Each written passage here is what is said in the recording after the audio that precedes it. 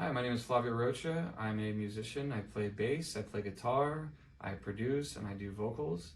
I have a bachelor's degree from Berklee College of Music, and I have a master's degree from California Institute of the Arts.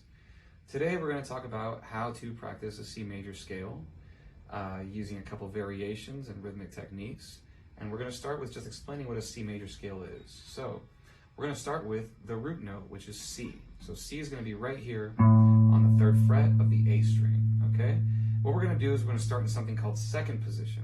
So second position is when we take our first finger and we base it on the on whatever position that we're going to start, whatever fret that we're going to start on, and we basically just try to make sure that our fingers stick to whatever frets are assigned based off of that position. And what that means is, if I'm in second position, this first finger, index finger, is going to be on the 2nd fret, the middle finger is going to be on the 3rd fret, 4th finger is going to be on the 4th fret, and the pinky is going to be on the 5th.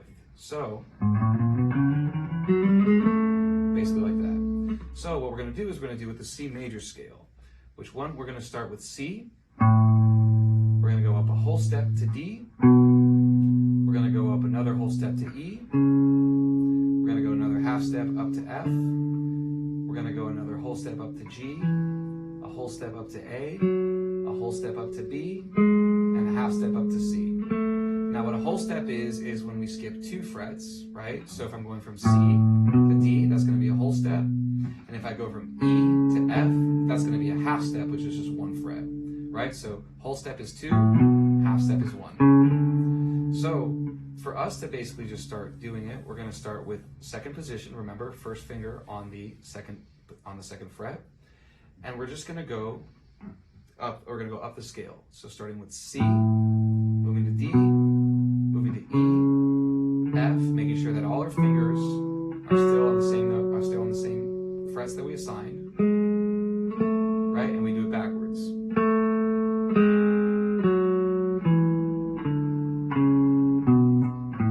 So the other thing we want to do is we want to make sure that we're alternate picking, that we're going up and down. So down and up. So we're going to go down with the C, up with the E, up with the D, right? And so forth.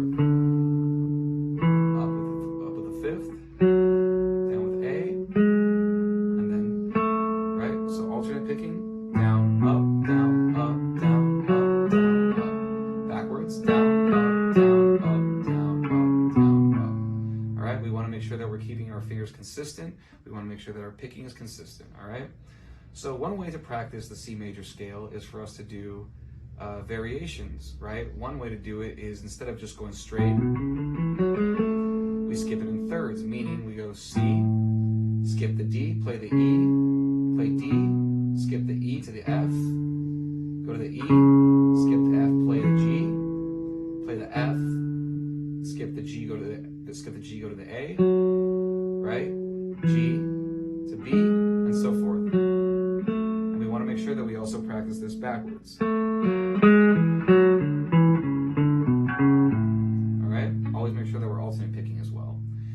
Now, another way that we can also play around with it is rhythmically, right? So instead of just going straight, we do rhythmic variations.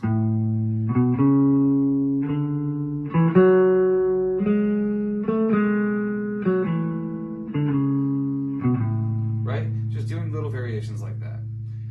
And then the final way to practice it is to just start doing just to combine the two, right? So rhythmic variations and note variations. And